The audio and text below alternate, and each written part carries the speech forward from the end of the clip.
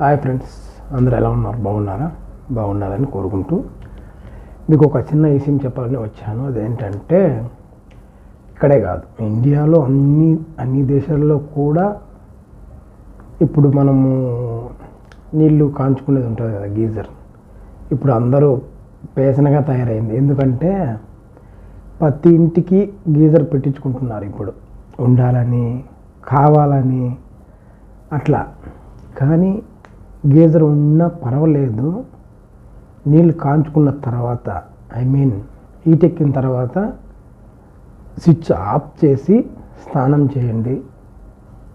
Current పెట్టి అలాగే దాని కింద నిలబడి స్నానం చేయకండి. ఎందుకంటే ఇప్పుడు చాలా ఈ పేలడం, కాలిపోవడాలు అలా జరుగుతున్నాయి. కొంచెం జాగ్రత్తగా ఉంటే మంచిది. ఎందుకంటే రోజు చూస్తూనే ఉన్నాం, టీవీలలో, పేపర్లలో ఇలాంటివన్నీ చూస్తూ ఉన్నాం. అందుకని మనం గీజర్ ఉన్నప్పుడు, స్నానం చేయకపోయినప్పుడు గీజర్ ఆఫ్ చేసుకొని స్నానం చేయండి. నీళ్ళు పట్టుకున్న తర్వాత స్నానం చేయండి.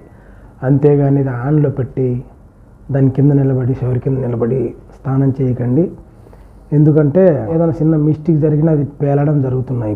ఇప్పుడు ఎక్కువ చూస్తున్నాం మనం ఇండియాలో అన్నీ అంతలక్క. అందుకని మనం కొంచెం జాగ్రత్తగా ఉంటే మంచిదండి. Okay friends, bye.